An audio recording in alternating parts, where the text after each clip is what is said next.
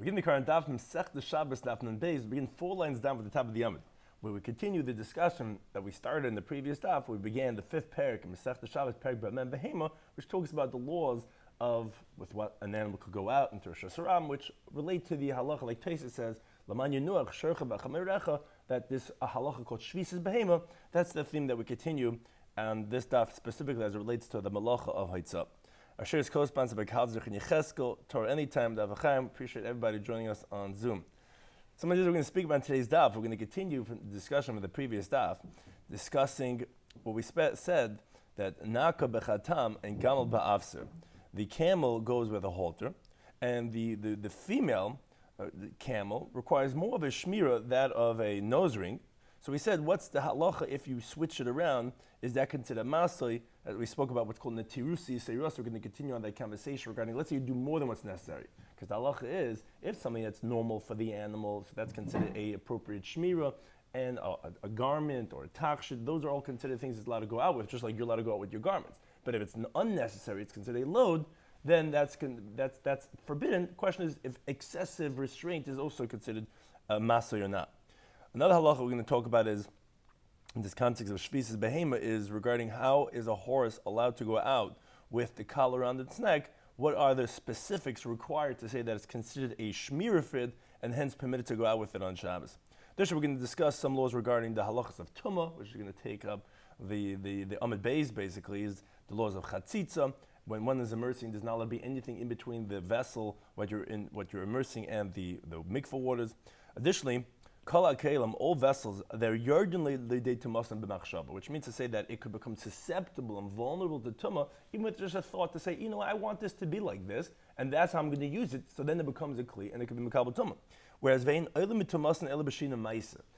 Let's say it is tummy already, it is a kli, it cannot be removed from its status as a kli just by thinking, I don't want to use it like this anymore, I want to use it for something that requires more work. That's not sufficient. There has to be an actual action done to show that you're not using it like this anymore, and it still needs more work done to it. Then it's not going to be mekabel tumah anymore.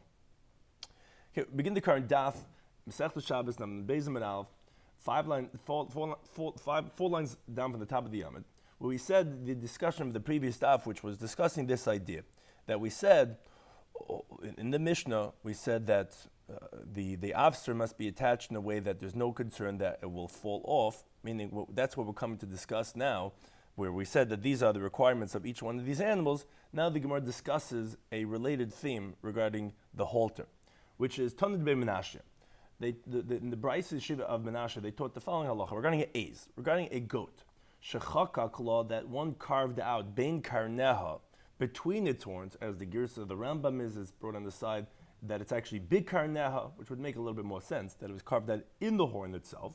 But let's say you then tightly fitted a halter between its horns, then yetze be'afse b'Shabbos. Then it could go out with this halter. Here's a picture with a camel, but we said that we're talking about a shmira, but it's also important for the laws of Haitzah, that many times we find Chazal make gezeres, as we'll actually mention much more in the next parak, regarding we have a concern that sometimes you might come to carry whatever is being taken out by a woman, by an animal, that it might fall off, or you might take it over, might come to carry. There's many gezeres that they made.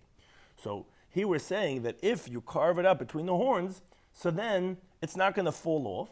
It's very tightly between the horns. So then you could go out with this halter b'Shabbos into the Rosh Hashanah. But the inference, as Rashi explains, is that let's say you just tied it on between the horns, that's not going to work, because it might fall off of its head. Because since the goat's head is very narrow, and you ever see you go to those animal farms and you try petting those goats, they move their heads side to side when you're pulling them, and what's going to happen is that you're going to end up being left holding the halter by yourself off of his head. You're going to come to carry a dollar amas in Shusarabim, so therefore that would be forbidden. That's what the Tanna B'nai Menashe is coming to say, that it's only if you had it tightly carved in by the horns, then it's going to be permitted. But just putting on the halter is not going to be effective. It's going to fall off and you're going to come to carry a dollar amas in Shusarabim.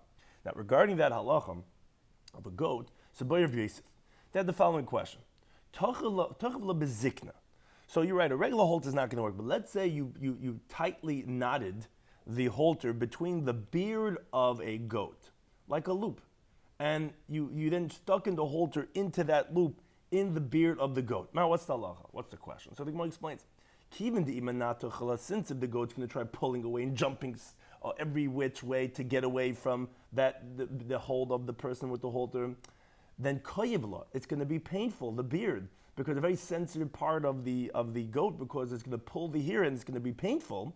So then lo yaslam l'netuch, it's not going to come to go ahead and pull away. Maybe no, zimnin derafiv enough. Sometimes it could be that it's going to get loose because it's only around here and it's going to fall. Vas latui dalamas b'shus rabin. You're going to come to carry it dalamas b'shus rabin. So the Gemara take it, let it stand. It's not clear what the halacha would be in the goat by the beard. In the horns, that's okay. Regular tying is not okay. And then the question remains regarding by the beard, if that's considered a concern that's going to fall, if you're going to come to carry dalamas b'shus rabin. Now, going back to the discussion we mentioned in the previous stuff, which was regarding the tirusi sirasa, we had this machlokes regarding if you do excessive restraint, is that considered a masli because it's unnecessary? So then it's just carrying a load, which is for you're not allowed to carry, and so to an animal is not do malacha, which includes carrying on Shabbos, or no, that's considered inclusive in protecting it, in restraining it, which is permitted, even though you're going a little bit overboard. So the Gemara says, Snan Hasim. We learned the Mishnah over there at the end of the parak, Daf Yomi, that says, and below it continues on the theme, what's prohibited on Shabbos for Bameh Behema Eino Yoytze. Below, and a cow is not allowed to go out, B'ritzua Sheben Karnao, with a horn, with a string between its horns. Meaning you can't be pulling the cow with not necessarily pulling, you can't have a string between the horns of a cow. Now, regarding that statement, we have a machlekes between Rav and Shmuel. Omar, lay or not, Omar Yabir Bar Abba, it says, Pliga Bar Rav Shmuel. It's machlekes Rav Shmuel, how to qualify that statement of the Mishnah. Chadama, one of them says, and doesn't tell us yet who says what, and that's going to be important, that's going to be the Gemara's discussion. One of them says, and this is actually the halacha l'maisa, bein l'noi, whether the cow is going out because of decorative purposes, which was they would take this string, they would dye it, and they would braid it, and it would be a beautiful type of thing, and you put it between the horns, like some type of a braid from horn to horn, so you're not holding on to it with that. It just looks beautiful. The halacha l'maisa is you cannot have your animal go out with some decorative type of ornament that we don't have the permissibility of jewelry for an animal, and that would be considered hitzah. But not only that, says this opinion, but bein leshamer, even if it's to protect, to restrain the animal that you want to hold on to the string, to hold on to the cow like that, this opinion holds, also it's going to be forbidden. Why? Because a cow is protected without holding on to it. Just walk in front of it, and it's going to follow. And therefore, this Manda Amar, this opinion holds that Netirusi Sirasa, excessive restraint, which even a string for a cow is excessive, is considered mass, it's considered load, it's unnecessary. So it's going to be forbidden. That's one opinion. The other one says, no, L'noy Aser, you're right, just for decoration, just for ornamental reasons, that's going to be forbidden, because that's unnecessary. But L'shama Mutter, but to restrain it, that's permitted, because this opinion holds, Netirusi Sirasa, excessive restraint, is not a masli. Ultimately, it's for restraining purposes. You don't need it, but it's for restraining, and therefore, just like a garment, I don't have to wear the garment, but if I do, it's okay. So too over here, it's going to be okay. That's Malchik Rabbi Shmuel. Now, it doesn't say who says what. And that comes along with Rabbi Yosef. He says, "Tis time we could prove the Shmuel who the Amar, Shmuel who said this last opinion that l'noy aser, that for decorative purposes is forbidden, but l'shamer muter, but if it's to restrain the animal again, even unnecessarily, it's going to be permitted. Why? Because the Amar when the Amar Shmuel, we said this on the previous stuff.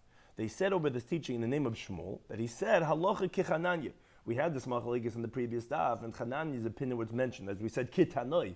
We had this discussion that they had asked Rebbe, and they switched around the different cases in the Mishnah and says, well, what's if you do one that's more restrained than what's necessary? The Gemara says, machlokes tanoim.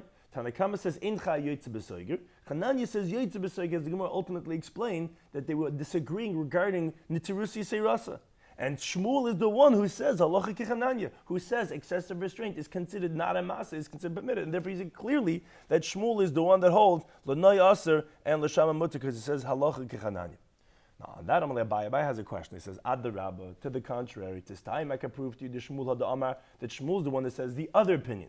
Bein l'noy, bein l'shama aser, that whether it's for decorative or whether it's to restrain it, if it's excessive, it's going to be forbidden. Why? Because this is also a teaching we had from the previous daf. That small little amud that we started the paragraph, we have these two teachings. Because we had another statement, Amar Rabbi Yehuda, Amar Shmuel. This was said over from Shmuel, that the following thing, which started off that conversation, they had said, Machlifin lefnei Rebbe, they switched them from the Rebbe, Shalzu bezu mahu, which was, we had the first two cases of the Mishnah. This could sound confusing sometimes, but the first two cases of the Mishnah was Gamal ba'afser and narka b'chatam. We said that the male camel, they're not so wild. It's enough to restrain it with a halter. So the female ones, they get wild. You need a nose ring. Now, a nose ring is very more sensitive. They're in the nose. You have a ring. It's really carrying them in. They had asked Rebbe, what's the halacha if you switch it around? What's if the narka goes out with an afser and the gamal goes out with a chatam? The male goes out with the nose ring and the female goes out with a halter. So on that he says, okay, the female with the halter is not a question because you can't restrain it with that, and it's obviously a master because it's not going to do any restraining. The question was, what's going to be the halacha with the gamal going out with the nose ring, which is nitirus yisei excessive restraint. That was the question that they posed in front of Rebbe. On that, I'm on the Rabbi Shloimy Schwartzberg, and then as we quoted in the previous stuff, Shlomo Schwartzberg spoke up and he says, kach Abba, my father said the following teaching. From that teaching, you could infer the answer to this question. What was my father's teaching? He said, Dal behemoth yitzis ba'afser. There are 4 animals that go out with a halter. Important to remember that. They go out with a halter. Which are these 4? Hasus, the horse. Hapered, the mule. And we're going to actually quote this teaching again on this daf. So listen when we're saying it this time. And the mule. Vagamal, and the camel. Vachamor, and the donkey. So what do you see from this teaching? That a gamal, a camel, goes out with a halter, which is from the lowest levels of restraining. It's not such a intense restraint, a halter. Lav lemu'ute, isn't it coming to exclude gamal bechatam, the camel with the nose ring? In other words, the Gemara's assumption right now is that what was Rabbi Yossi saying? The camel is one of the 4 that goes out with a halter, and not with a more excessive restraint of a nose ring. So you see that an excessive restraint is considered a load. Who's saying this teaching? This was Shmuel. And you see that in Terusa you say Ras is Aser. Now Taisus wonders, he doesn't answer. He says, I don't understand the proof that Abai is even bringing. From the fact that Shmuel was saying over the story that Machlifin Lefnei Rebbe and Shmuel Rabbi Yossi spoke up, seemingly, as we said this in previous stuff, that the whole teaching, which as we'll see in a moment, Rashi is going to say it like this in the Gemara's conclusion, the Gemara rejects this and says, no, Lemute Naka Ba'afser. It was coming to exclude, not to say that a gamal is not okay with chatam. It was coming to say that one of the 4 that was not mentioned was a naka, to say that naka is not okay with afser because it's not going to restrain that all of that was from the statement of Shmuel. So what are you even bringing to make this inference of lemute gamal b'chatam, that as if that was Shmuel's teaching, to say that he holds as the opinion that bein lanoi bein l'shama aser because it's excessive restraint? Tais doesn't answer that question, which is seemingly of a difficulty that this is half of the teaching from the previous stuff, and you're stopping over here as if Shmuel only said this. The Gemara ultimately rejects this inference. But be that as it may, that's the Gemara's question. The Gemara is saying, okay, wait a second. This is Shmuel saying over this story, this teaching, and obviously he holds like this, which is that a gamal cannot go out with a nose ring. It's one of the 4 that only goes out with a halter, which is less. It cannot go out with a nose ring. Why not? It's restraining it because it's excessive. So obviously he holds like this, not like this. So that says Rabbi Yosef, no, Samiha, delete this teaching, meaning the one that sounds like he's saying Bein L'Shamer, not this exact one, this is Rav, but the one that sounds like that, which the last teaching of Gamal only being with a halter and now with a Khatam, Mikmeiha. Delete it from this teaching that Shmuel says halacha is Kechananya. So we're going to remain with this interpretation of Shmuel, not with the other one. So the Gemara, my chazes, what do you see fit? The misamen that you're deleting this teaching of Shmuel, mikmeiha from the other teaching of Shmuel, sameiha mikmeiha, delete the other one from the other one. In other words, we have 2 statements of Shmuel. We have one that he says halacha kechananya. That seems to be pretty clear that he says that l'noy is also, but l'sham is going to be mutter, because Hanani clearly said in the previous daf, excessive restraint is okay. But what do you do with the other teaching of Shmuel? What do you mean? You can't. Why delete that one? Delete that one. Another one. The other teaching of Shmuel had said over that he quoted Rabbi Shmuel Rabbi Yossi that said there's 4 animals that only go with a halter and not with a nose ring. Which one of them is a camel? So you see, the Terusi is aser. So why are you deleting one and not the other one? Says Gemara, as the parenthesis has the gear, said the ashkachan, because we find Shmuel hada amar. Shmuel says we find an explicit amaroic statement that he holds l'noy aser, that only for decorative purposes is forbidden the cow to go out with the string, but l'shama mutter, but to restrain it, even though it's excessive, because a cow doesn't need any string, doesn't need any halter, that's going to be permitted. Because Ditma, we learned explicitly that Shmuel is the one that says it's permitted, which is we have this machlekes between Rav and Shmuel explicitly said. Rav Chia ba'ashi amar Rav, he says, a Rav says, bein l'noy bein l'shama aser. Whether it's for decorative purposes, whether it's to protect it, to restrain it, could be aser because it's considered as a maser. Rav holds in the Terusi Surus is aser. Rav Chia bar Oven, Amar Shmuel explicitly says l'noy aser only for For beautification, it's forbidden. But l'shama mutter, but to restrain, it's going to be permitted. And Rashi comes to explain. He says, so what do you do with the other teaching of Shmuel, that Shmuel was quoted as saying Reb Shmuel Bar Yosef's halacha? So Rashi says, which was Taisa saying as a question, Rashi says, as a davar pashut, no, the Gemara ultimately concludes that it's not coming to exclude the gamal from the chatam. No, gamal b'chatam, which is excessive restraint, Shmuel would say that it actually is okay. It's not a masik. It's rather coming to exclude the naka from the afser, which was not in one of the four, coming to say that the female one is not going to be a restraint because it's too little for it, and that's what it's coming to exclude, and therefore it doesn't reject the teaching of Shmuel. Shmuel could even be like that story that he said over, but that's not the end of the story. The end of the story was that as the Gemara ultimately rejected and said it's not excluding the Terusa Yisirasa, and therefore we still remain, like Rabbi Yosef said, that Shmuel is the one who says L'noy Aser and L'sham is mutter. Now the Gemara continues. It said Meisvei. We have a difficulty with Rav's interpretation that he says that a cow with a string is a load, because it's not restraining, it's not protecting, it's not doing anything for it. It's just a load. And that string on top is a masa. It's going to be carrying it on Shabbos because it's not any part of the string. That's how Rav held. That's why he said bin l'sham is asa, because it's excessive. The Gemara asked Meisvei from a Mishnah Masechtas Parah. This Mishnah, as the Masechta of Parah, talks about the Parah Duma, the red heifer, which is used, its ashes are used in the purification process. If someone became tummy from a dead person, sprayed on the person with some waters and some on day 3 and day 7 of his purification process.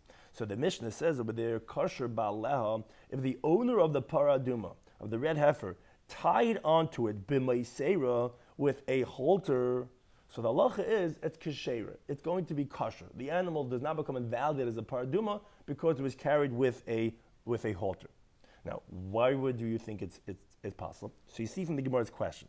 The Gemara says, if you would think to entertain the way Rav says, that a cow with a halter, because even a string, for sure a halter, is a masayu, it's a load, because you're not restraining it with it. It's not something integral for the animal. It's excessive, it's unnecessary, and therefore it's a load, and therefore Rav says on Shabbos, it's going to be forbidden to carry. But what do you do with the pasuk about midbar? Asher loy allow oil amar rachman. The Torah tells you that a cow, a Parah Duma, is not allowed to have any load, any yoke on it. So obviously that it's not a burden. And therefore that's difficult on Rav, because Rav says that it's a load. If it's a load and the Parah Duma is going out with the afser, with the halter, with this meisera, so then why is it kosher? It's carrying a load. Now Taisa points out that the Gemara could have answered, it's going like Chananya.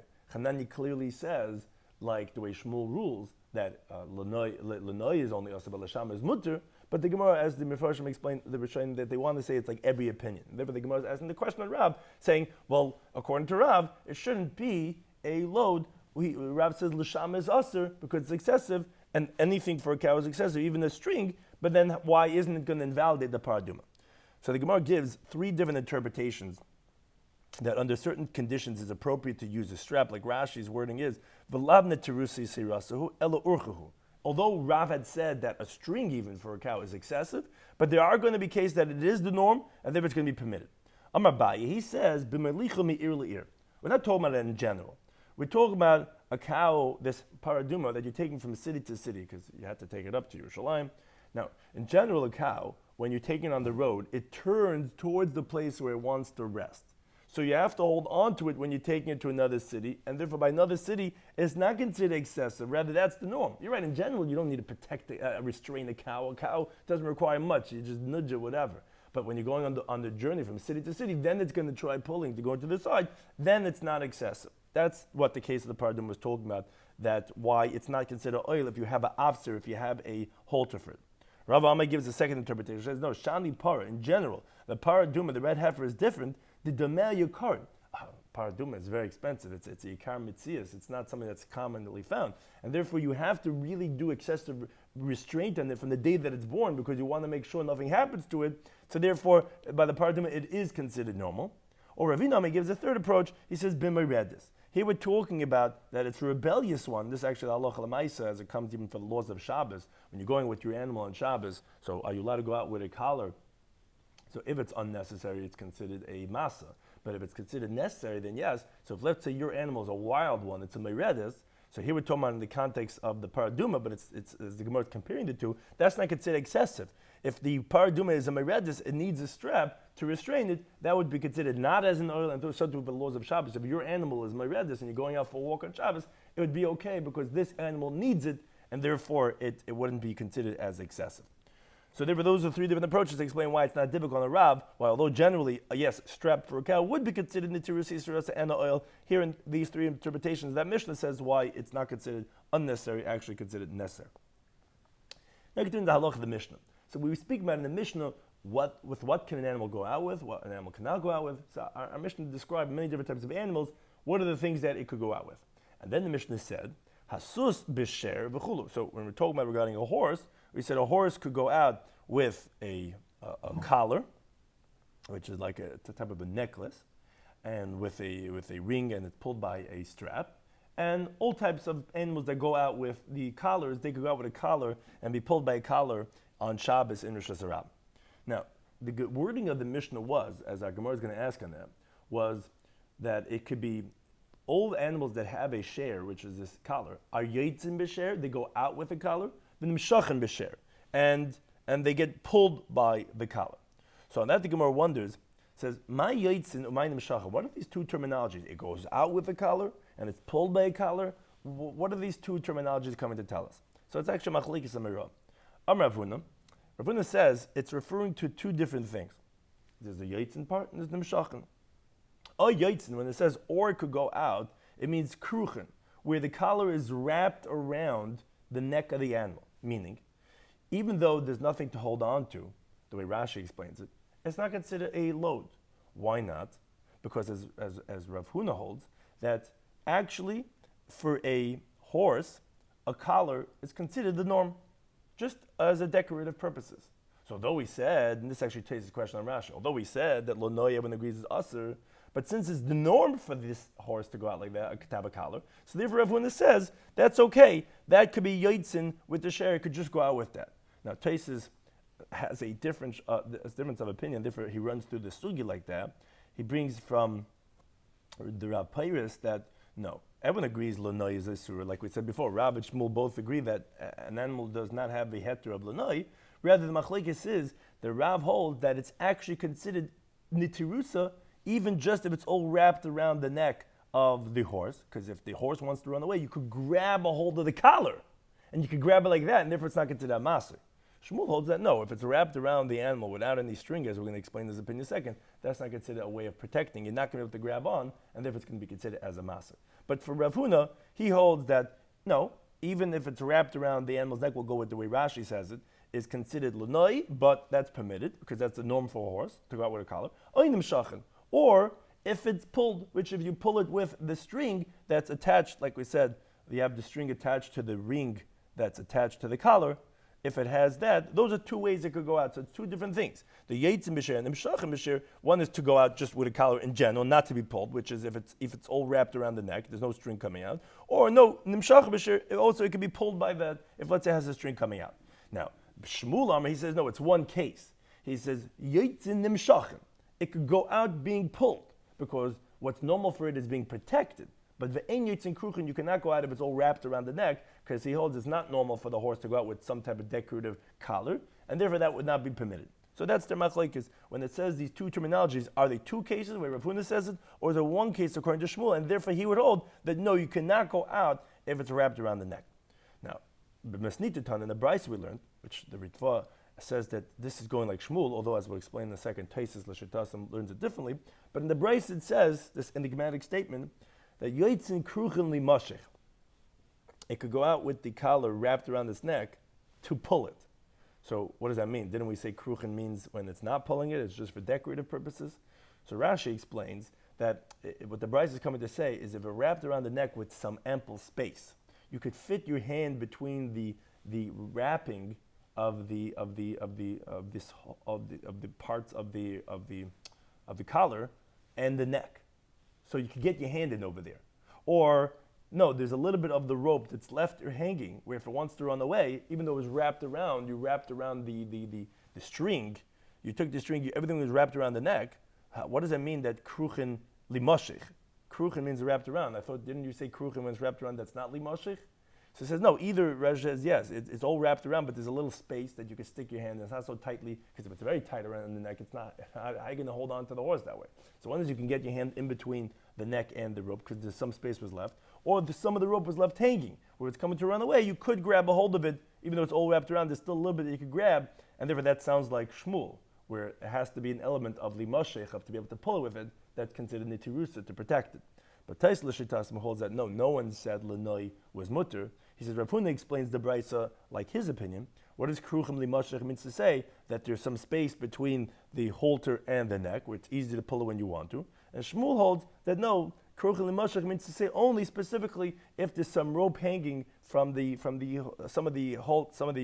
string is hanging down, then you can pull it. That's the difference, because Taisa holds that both of them are talking about a type of nitirusa. Question is if just getting around over here, according to Rav Huna, is enough, or do you need some of it hanging down the way Shmuel says? But be that as it may, that's what the brisa says. So again, depending on the Rishonim, it's not even clear what the brisa is even saying. Is it saying like Shmuel? Taisa says it could be going like Rav Huna and Shmuel. But the point is that they hold that it's not enough l'noi. That much we see in the brisa. It has to be, if it's wrapped around the neck, that at least you could hold on to it somewhat when it's trying to run away. It has to be some element of nitirusa, of protection.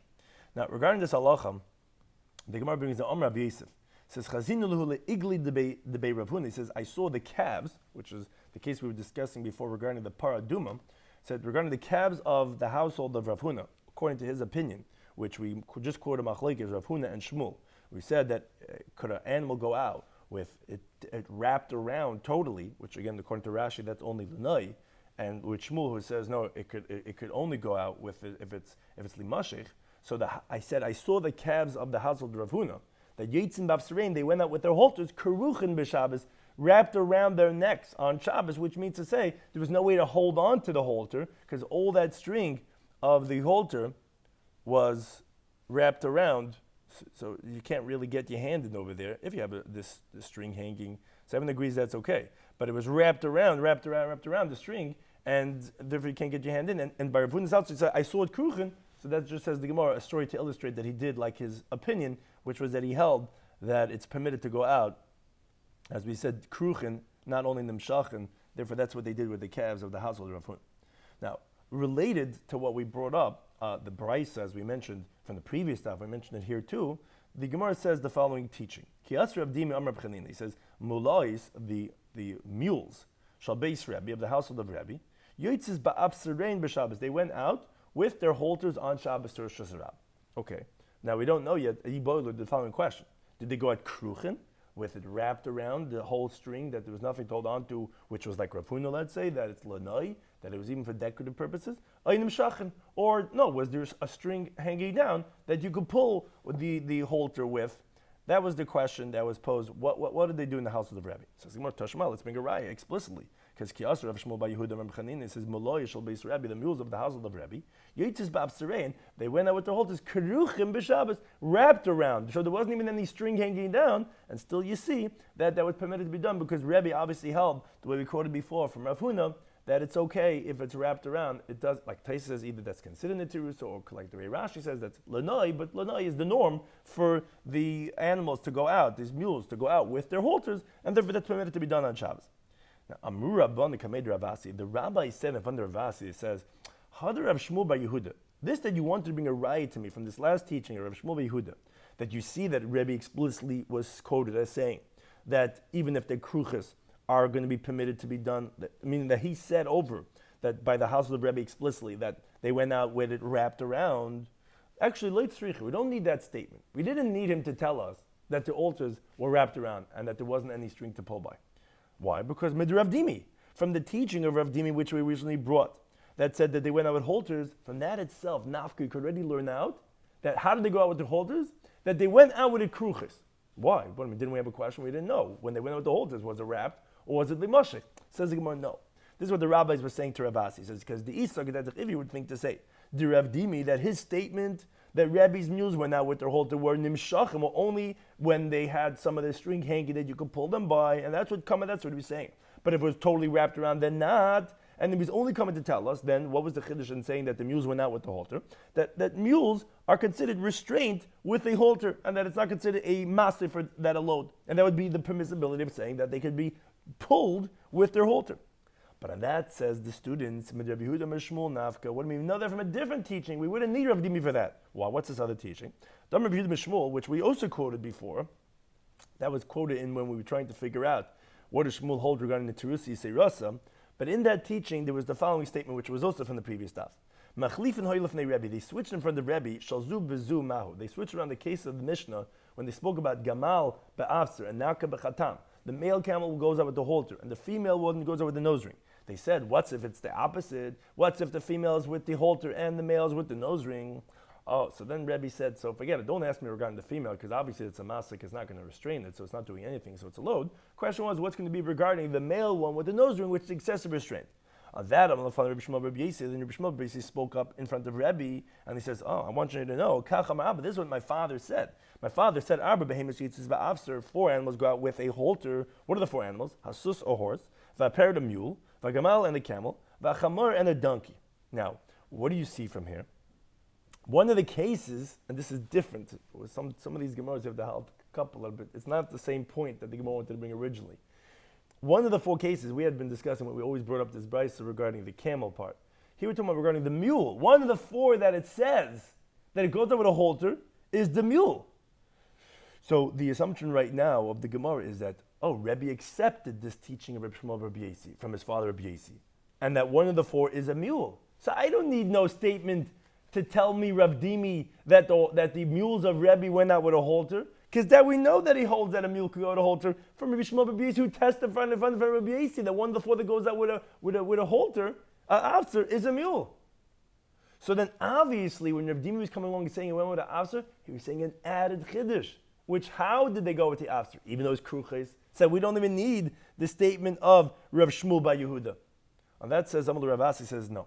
You need all the 3 statements, as he explains. If we had this last teaching that we just said, Rabbi Yehuda Amar Shmuel that said that Rabbi Shmuel basically testified in front of the Rebbe that a mule goes out with a halter, which is one of the 4 animals his father spoke about. How do you mean I would have said that? No, Amlafonov. Rabbi Shmuel basically only said this in front of the Rebbe, but like Kibbutz, the Rebbe didn't accept. Kamashman Rav Dimi, that's what Rav Dimi has to tell us that no, by the Rabbi Yehuda Hanasi's household, that they went out with, the mules went out with a halter. To show that Rabbi actually accepted that in practice. Now, Rav Dimi, had we only had Rav Dimi's teaching, I would have said, okay, but how to go out with a halter? What's considered in the Tirusa? If it has a string to pull it by.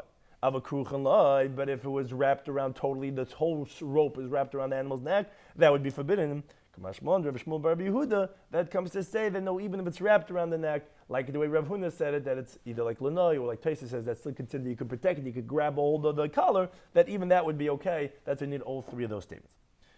Now we'll continue with the halach of the Mishnah. So we had been speaking the Mishnah regarding different animals and different types of restraints that are used on the animal that would be okay to go out in Rosh Hashanah. It's not considered mas, it's considered it's norm to have that garment like that.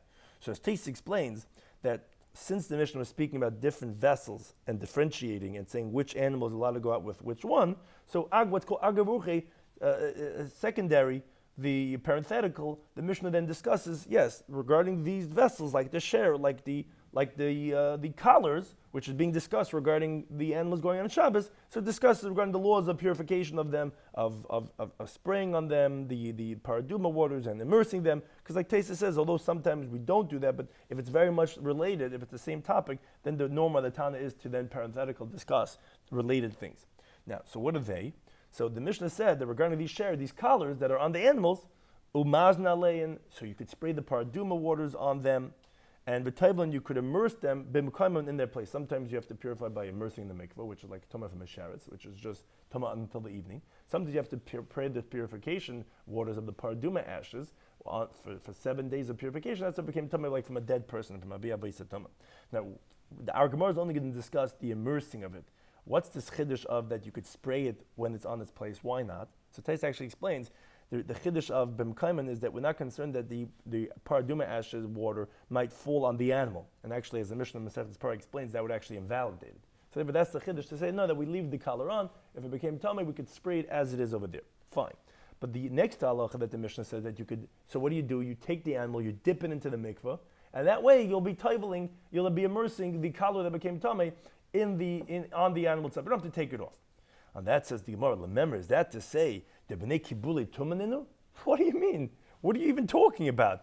You're telling me that you could spray it and you could immerse it in its place. How can the colors become tamei? You tell me that, okay, when it's tamei, you don't have to take it off. You can immerse it as it is.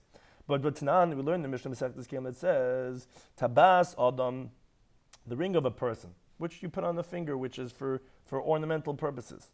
So tameya. So that becomes tamei because it's jewelry. And we learn that from the story in the Torah when they conquered Midian, that it counts their different jewelries, etzada and summit, etc. And by all the vessels that they took from Midian, it says in the pasuk Mamid B'Lamanav, Tischatu atem b'shavechem. You have to purify them. So we see that a ring is something that's considered kli that can become tamei. Fine. The problem is, it says v'tabas behema, but the rings of an animal, like this collar, which is a ring of an animal, and v'kelim and all other rings of vessels, like those that you make on the top of a handle of a vessel. A lot of times they make rings over there to hang it from there.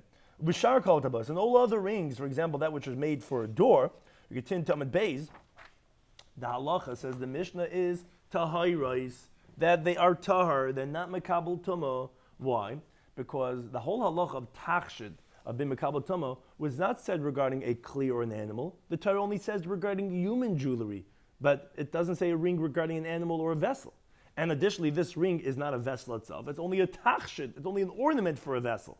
Now, Rashi does point out, when it's attached to the vessel, yes, it can become tamei with the vessel because it's considered a yad, a handle for the vessel. Because as we learned in the previous daf, whatever is attached to something is like it. But on its own, it's not considered. So the question is, I don't understand the halach in the first place. How do you have this ring? How do you have these vessels? That, let's say, this is the metal thing, that's the ring. That's min makabel tumah, that you're saying you could immerse it in its place. What are you talking about? A tabas of a behema is tahar. It's not even makabel tumah. The only ring that's makabel tumah is that of a person. So now the Gemara has two approaches. Amr Yitzchak, or the Gear says, Amr Yitzchak Nafcha, he says, the halacha of our Mishnah, that's obviously saying that this is tamei and you could table it in its place, is talking about beboyin minay adam. Talking about that it came from the ornament of a person, meaning originally this collar was made for a person, and when the person had it, the way Rashi learns it, it became tamei. So because a ring of a person could become tamei, or a necklace, or whatever it is.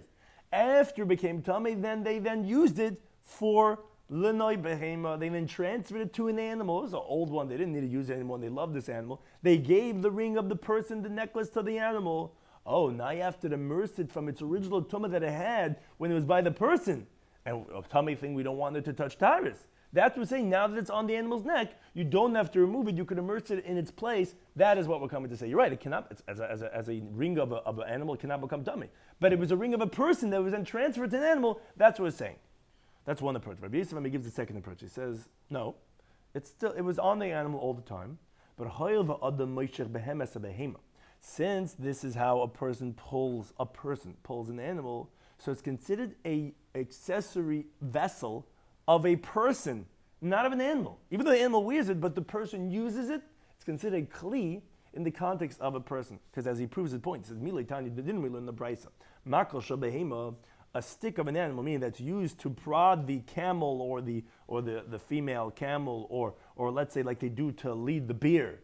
That those sticks that they use to prod the animal, if it's shalmatachas, if it's made out of metal, because as Rashi explains, it would be made out of wood, then even if it would be considered of a kli of a person, it's pshuti kli. It's a flat without a concave, without any receptacle. It's not makabel tumah. So it's made out of metal, which a pshuti kli matchas is makabel tumah. Then here it's makabel tumah, even though it's used for an animal. Matam. Well, what's the reason? It's for the purposes of an animal. Didn't you say the ring of an animal, a kli of an animal, is not makabel tumah?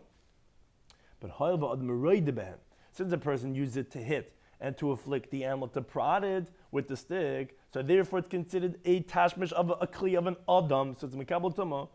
So therefore, says Rabbi Yosef, Hachanam here also, since a person pulls the animal with that ring, with that collar, therefore it's considered a kli of an adam, and therefore it's going to be makabel tumah. So those are two different interpretations. Why over here didn't we say that a tabas, a behem, is not makabel tumah? Either that it originally was from a person, or no, since a person needs it to pull it, therefore it's considered a kli of an adam, therefore it's makabel tumah.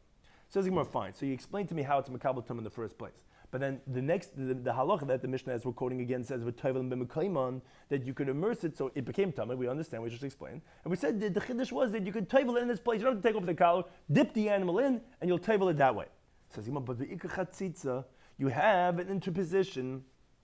The Rashi interprets. He says, "What's the chatzitza?" He says, as we made the picture, says this ring that's tied onto the collar, it is very tight the way it's made. And the water can't get in between the ring and the collar. So that's the chatzitza. Now, Taisa explains, which is a very important halacha regarding when people do tvilas kelim, is that you have to say that sometimes you would take it off and you would do it something independent with that ring. Because if that ring was always attached to the collar on the neck, then it would be considered as one kli. It wouldn't be chatzitza. You don't have to get in where it's made like that. But anyway, he brings from Rav Pyrus that actually gives a different interpretation. Says this Gemara's question of chatzitza is simply because the collar is so tight to the neck. So that's two different interpretations. Either the chatzitza is here between the ring and the collar, or between the collar and the neck. But the point is, it's very tight b'mkayman. The water is not going to get in. So how are you doing a tevila b'mkayman? So Amar Bama, he says b'shridiskan. He says what we're talking about over here is that this collar was smashed with a hammer until you widened the hole all around, so therefore it's not going to be chatzitza because you made that the water could be able to get in. That says the Gemara. Wait a second. Lamer Rabami. Let's say this interpretation of Rabami that we just said is Krav Jesus Firle, which we just brought two different interpretations regarding how did this thing become tummy in the first place. That you tell me you're toveling b'mekayman, and that we're coming to answer now that it's not a chatzitza. Rabbi Yosef had said that he says that actually, when it always was a ring of an animal, it's makabel tama. Why? Didn't you say tabas of a behem is not makabel tama? No, but since a person used it to pull, to draw it, so it's considered a kli of an adam.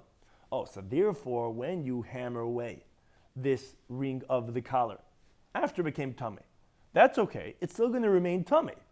As we'll see as the Gemara is going to continue, and it doesn't remove the tumah because it's still fit for an animal. So when you have this ring and you hammer it away to make more space that you could table it, that doesn't diminish any part of the fact that it's still considered as a valid collar with a tabas of the animal. So it's going to remain the same, and you still have to table it in the mikvah, and that's what we're saying, that you can be table mekayman. So, but that would only make sense if you say like Rabbi Yosef. Why? Because the Ikra Rabbi Yitzchak Nafka, if you say like the other interpretation of Rabbi Yitzchak, the Amma that he says, no, it's not makabel tama as a tabas of a behema. His interpretation was only if it originally was of a person. The problem, meaning, because he says, it came from being as a ornament of a person. That's when it became tummy, when it was still by a person. And then it became lonoi behema, and then it was used now for the ornament of an animal. And that's what we're saying, oh, it still has original tummy, and then you have to immerse it.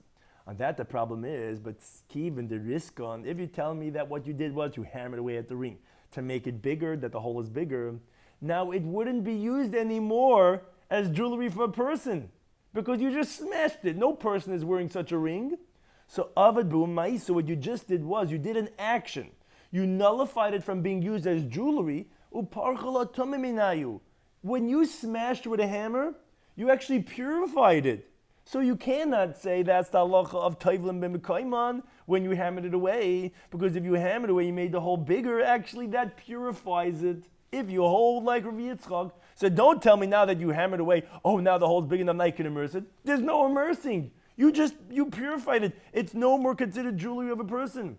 What do you mean? Because it's not like we learned the Mishnah Masechtas Kelim that says, Kol HaKelim, all vessels, yardun l'dei tumasa b'machshava. It could descend into a state of tumah. It could be susceptible to tumah just with a thought process. Meaning, once a person thought, I'm going to leave this as it is right now. I'm not going to make and develop this thing and fix this anymore. I'm done with this. This is how I want to use it. So that's what's called gemar malacha. It's finished the work with it, and it's going to be makabel tumah. And just thinking I want to use it like this is already, okay, it's a kli, and it's susceptible to tumah. Because it's kli is only makabel tumah when it's a kli. But what makes it into a kli? I'm done. This is how I want to use it. So it's makabel tumah. But the ein oilim tumas, and it does not be removed or ascend from its tumah. Once, let's say you thought about this piece of leather, and you want to use it as some type of a cloth. You want to use it as a tablecloth, let's say. Now, then it already descends into a state of tumah. If, let's say, subsequently you say, you know what? It's such a shame. It's a great piece of leather. I could use a tablecloth for something else. I'm going to use it for straps, for sandals, for shoes, for some other strips. So I'm not done with this. I still have more to do. I have to cut it up. I still have to do more things. That's, it says, the Mishnah, that's not going to nullify it from being a kli to be able to makabel tumah. That's not going to purify it. Ella, only if you start putting the hammer, if you start putting the saw, something into the leather, which is b'shina ma'isa. You start actually changing it with an action. But with just with machshava, it's not going to purify it. But one thing we see is that when you start, let's say, putting the scissors to the piece of leather, that would remove it from its state of tumah, because you started doing an action showing you're not using like this anymore. You still have more work to do.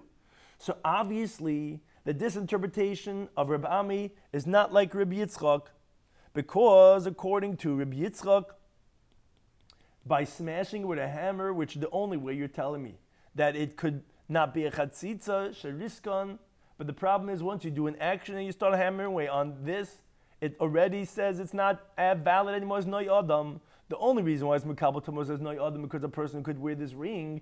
The problem is once you hammer it away, the person's not wearing it as a ring, and then that's a shina maisa, and that's going to remove it from its susceptibility to tumah. So what do you tell me? Then you could taivel it. There's no tefillah. It's already tar. Says Gemara, no. It could be he holds like this interpretation of Rabbi Yitzchak, because Sabbalah could be Yehuda, because additionally Rabbi holds like Rabbi Yehuda. The Amar that he says, Maisa l'takein, an action of fixing. Here, when he's hammering away at this ring, it's fixing it. It's for the purposes of the animal, which that is still fit. An animal would still wear it when it's hammered away. A human wouldn't. An animal would. But it's a Maisa for tikkun, lav Maisahu. That's not an action to nullify it from being as a vessel. So therefore, it's not going to be a Shina Maisa because it's for tikkun purposes. The only way we say an action will undo it from its status of a kli is only if it's to ruin it. The time like Luna Braisa. Rabbi Yehuda Aimer, who recording that Rabbi is like, he says, Lo Yama, we didn't say a purification of Shina Maisa, of changing it through an action, L'takein, if it's the fix, Ela L'kalkal, only if it's ruining it. And since here it's fixing it, it's making it better for you that what you could use it for the animal, therefore that's not going to be considered. So you could even be like Rabbi Yitzchak, that it could only be from Noy Adam L'Noy Behema, that's when it becomes Tameh. So then you're hammering it, it's making not for human purposes anymore. I know, but when I'm hammering it, it's still for corrective purposes. Therefore, that's not going to remove it from its original tumah from the person, and therefore, you could even say, Shediskon, since the Shina Mais L'Sakin, would be even like the other interpretation of how it became Tameh. That was one interpretation. But Mesnita Tani, in the Bryce, we learned a second interpretation. It's B'Mechulalan. It's talking about where originally it was made with very wide holes, where therefore, when you have the ring as it is, it's very wide, and therefore it's not going to be chatzitza. Now, Taisa wonders, so why didn't we say that originally? We had to say shariskon, and we had to have this whole pshat. Why not just say that it's very wide holes, and therefore that's how it became tummy, like all interpretations, and therefore there's no chatzitza? Says Taisa, because that's not the norm. You don't usually make the collar with very wide holes, because you want it very tight, and therefore that's why the Gemara originally said b'shariskon, but the Brisa says it was made very wide holes, and therefore it's not going to be as a chatzitza because the water could get it. Now, the Gemara continues related to this idea as we were speaking regarding the rings of the animals. One regarding the laws of Hitzah, as we were speaking in the Mishnah, and then the Mishnah also continued regarding the laws as relate to the laws of Tumah. So the Gemara brings that Shol Tamad Echem Megalilin, and this is going to take us to the end of the Amid, of the Daf, that there was a certain student from the Upper Galilee that asked Rabbi Eliezer. He asked him two questions. First one is directly related to what we were talking about, and then the second one, which is a very similar type of a question. It says Shemati says, I heard Shecholkin, that there's a differentiation in their halachas ben tabas le tabas, between certain types of rings. And it says, I don't know what that is. I heard something in yeshiva, there's a different halacha between depending what type of ring it is. And it says, I don't know what it is. So Malay Rabbi Eliezer said to him, Shema lo shemata, maybe you didn't hear El in your Shabbos. Only regarding the laws of Haitzah on Shabbos, there's a difference, as we're going to learn in the next parak in B'Meisha and of Samacham and Aleph, that it depends if the ring has a seal, a signet, or if it doesn't have a seal. As the Gemara is going to explain, it's going to be dependent for the jewelry of a woman, if it's considered Haitzah or not. Is that normal for her to wear it? Is that considered a takshir or not? For that, you're going to tell me that for Shabbos, there's a difference between depending what type of a ring. But the Ilin Yatum, because if you think you heard the halacha regarding rings in the laws of Tumah, no. Davada achasi. That actually, they're all the same. All the rings will have the same halacha for the laws of Tumah. Now, the Gemara has an interesting discussion over here. So, in Tumah, you tell me, but regarding the laws of Tumah, Davada achasi, they're all the same. All rings are going to be the same. That there's no differential in halacha. But what's not learned in Mishnah Masechet Kelim, which we quoted before, and that's why it brings us into this discussion of the student. Tabas Adam Tamei. We said this was the Mishnah we quoted from Amid Alf going to Amid Beis. Tabas Adam Tamei. The ring of a person is Makabel Tumah, as we find by Midyan. that the rings, the ornaments became tummy. For tabas beim bekalim, but the rings of animals, of vessels, ushar called as all other rings, are tahirus, are tar, and not makabel tumah. Wait, didn't you just say by rings, it doesn't make a difference what type of ring it is, they're all going to be makabel tumah? I just showed you a very explicit difference.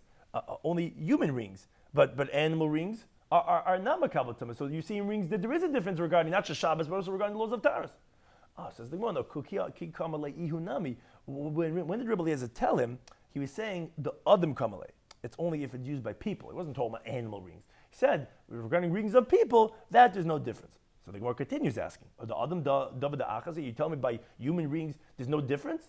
But Vatanya in the Brisa it says tabash skina lachker ba masnav. If there's a ring that was used to go ahead and help a person tie his loins, which is to keep his pants up. As Taisa says that a person went on those Weight Watchers and he lost tons of weight and his pants are very wide.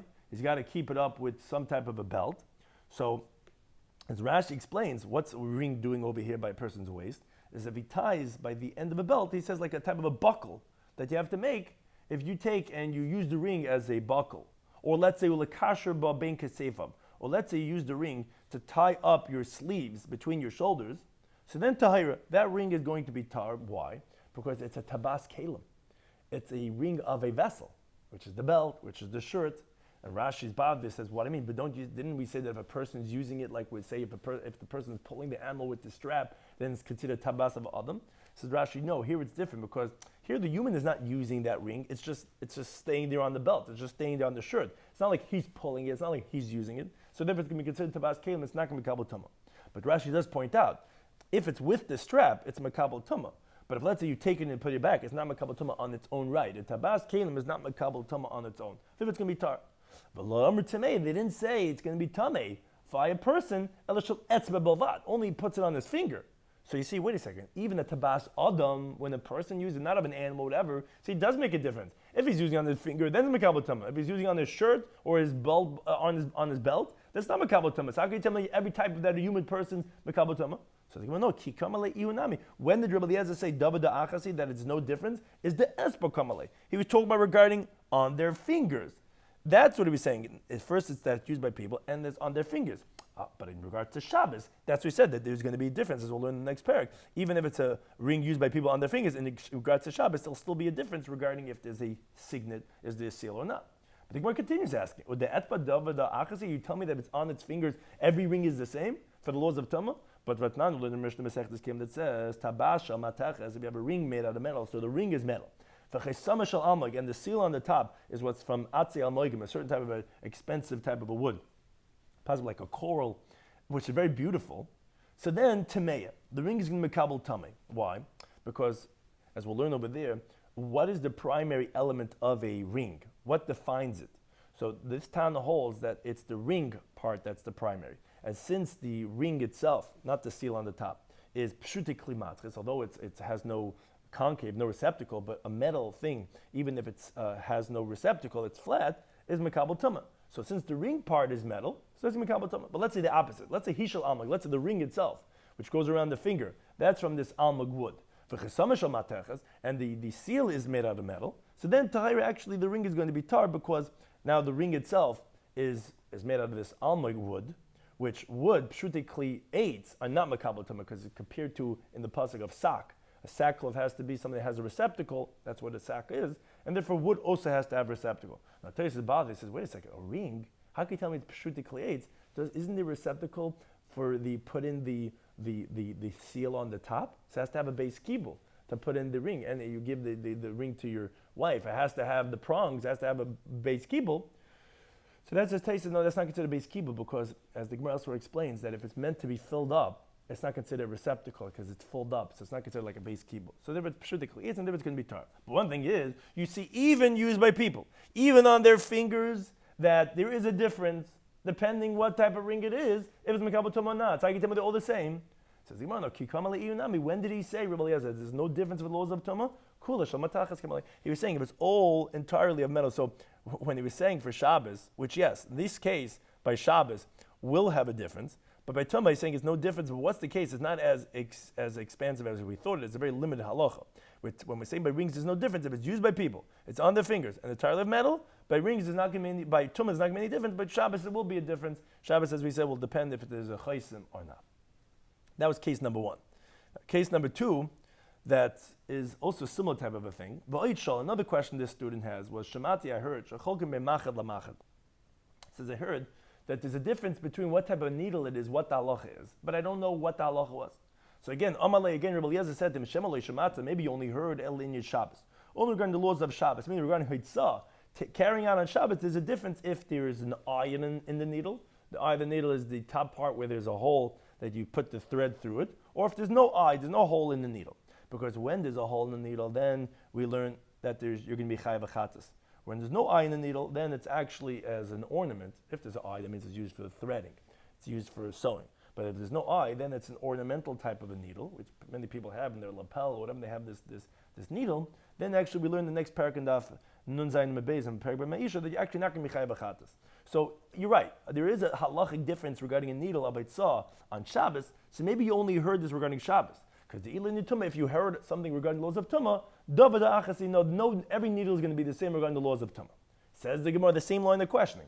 Well, in your Tumah, are you really telling me regarding the laws of Tumah, it's the same thing? But now the Mishnah that says, Machat a needle, shanitel chayra, if the eye of the needle was taken out, meaning it was removed. How do you remove an eye? You smash it together, you smelt it. Let's say it lost, like Rashi says, the point of the needle. So how could you? The needle is the eye and the point. If it's taken away, then tar, it's going to be tar. So wait a second. You see that it depends what type of needle it is. If it's makabel tumah or not. If it has the eye and the point, it's makabel tumah. If it was removed, it's tar. So you see, in the laws of tumah, it does make a difference.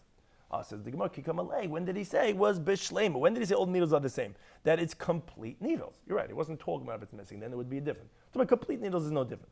The Gemara continues to ask, if it's complete, is it really the same? But now we learn in that same Mishnah over there, it says, if you have a needle that became rusted. So if the rust is going to ruin the sewing, because the rust is not going to make it good, so then tar, it's not a vessel anymore, it's invalidated. But if the rust is not going to get in the way, to me it's makabel tumah. So you see there's a difference in a complete needle, depending on the amount of rust it has, which of the Amri de Berbiani and the Shiur Berbiani, they qualified, which are actually two interpretations of Rashi what this means. But he says, V'hu sherishuma, this is if the remnant of the needle is nicker, is recognizable. Meaning, if we said that the rust is not going to get in the way of the sewing, then it's going to be as a valid needle to be makabel tumah. That's only if but the recognition of the needle is recognizable that it's a vessel, never to be makabel tumah. Or actually, Rashi says it's actually qualifying the reisha. If the remnant of the rust is recognizable in the garment, so then that's considered it's going to get in the way of the sewing, then it's going to be tar. So that's a qualification of that teaching. But be that as it may, you see there is a difference. You see even the complete needle, there's going to be a difference depending on the amount of rust that it has in the laws of Tumah. Oh no, it says, when did Rabbi Eliezer tell him? Was B'shifa Kamalei. He was talking to him when it was polished, when there are no rust. So when there's no rust and it's complete needles, then they're all the same. So the Gemara continues to ask, you really tell me that when it's a complete needle and it's polished, then it's the same thing? But Batanya will learn the Bryce that says, Machat, a needle. Bein Nekuva, whether it has an eye, a hole. Bein Ein Nekuva, whether it doesn't have a hole. Mutter l'taltala b'Shabbos. So you're allowed to carry it on Shabbos in the courtyard. What the chiddush in that is, because a needle, no matter what type of needle it is, as long as it has a point, it's fit to go ahead and take out if you have a thorn, a splinter in your hand, even if it doesn't have an eye, it's still considered as a kli because it has utility on Shabbos. So it's not muktzah. So you could carry it in the chatzar. But lo yamin nekuva, and says the Brayso, we didn't say that there's going to be a difference in halacha regarding if it has an eye in the needle or not. For its halachas, el in tumah bovad, only regarding the laws of tumah. Why? Because if it has an eye, it's makabel tumah. It's a full needle. If it doesn't have an eye, it's not going to makabel tumah. So you see that it is going to be the difference if it has an eye or not, like you see in the Brisa. So even though it's a complete needle that's polished, but depending if it has an eye or not, will make a difference. Says the Gemara, Hatigma Abaya later on in Parakal Akim Daf Chav Aleph, he interprets this Brisa, Aliba de Rava, as we'll see over there why he had to resolve for Rava, but he explains that Brisa talking about Begolmi. When that needle is what's called Golmi, which is unfinished, which is you had just cut this off. How do you make a needle? You take a metal sheet and you cut off a shape of a size of a needle.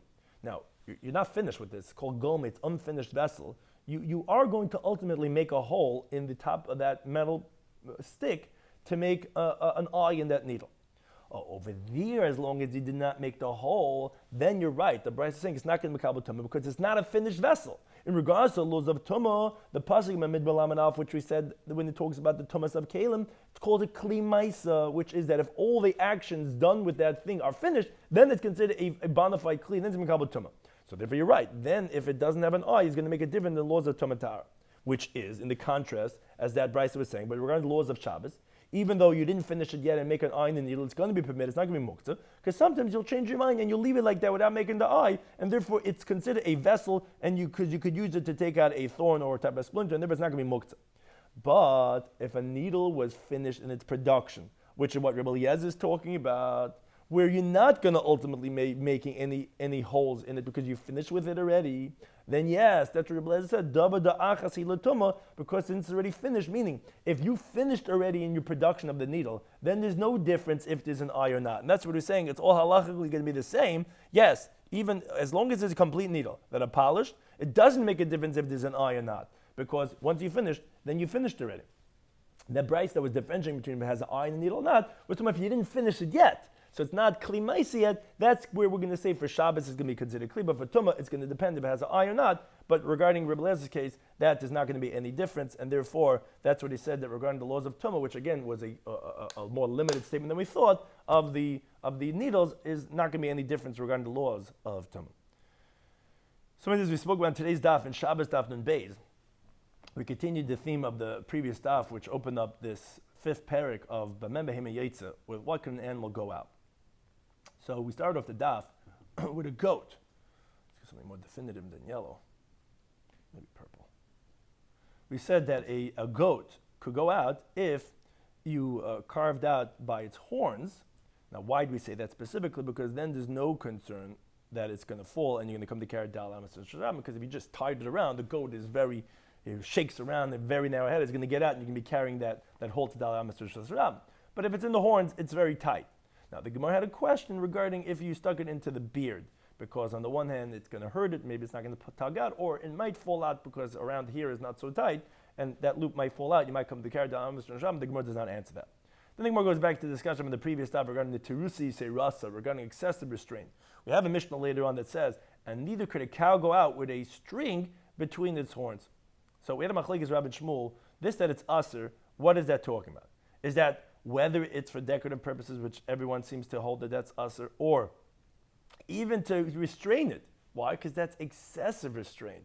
And therefore that's considered as a masli, and therefore you can't go out even with a string to hold on to it. Or no, is it only for decorative purposes that's forbidden, but l'sham would be mutter.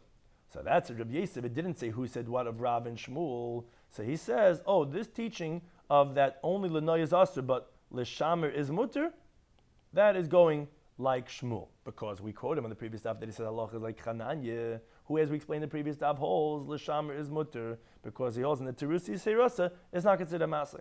On that, Abaye asks, he says, I don't understand.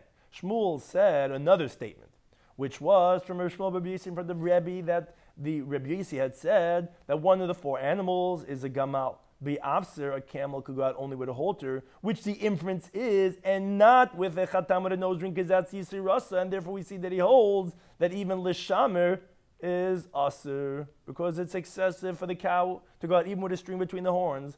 So Rabbi Yisrael says, no, Sami HaMikmeha, delete that, because we have explicitly an Amaruk teaching that Shmuel is the one that says, like Chananya, and Rashi says, so what do you do with that teaching? No, the dig wasn't Gamal Ba'afser, it was Naka it was Naka Ba'afser to say that the Naka, it's not enough for that, and therefore that would be considered carrying, but we don't actually say, Gamal Ba'chatam is also okay, according to Shmuel. Then the Gemara asked on Rav, that he holds that the cow does not need any restraint. Therefore, when they cannot go out with the string, is even if it's l'shamer, because that's excessive, and therefore it's going to be considered as a load. What do you do with the Mishnah Masechtas Parah that says by the Paraduma, it's kosher with a moisera, which is an afser? What do you mean? But you're telling me it's not for l'shamer, it's not to restrain, it's not for the animal, so it's a masa, it's an oil.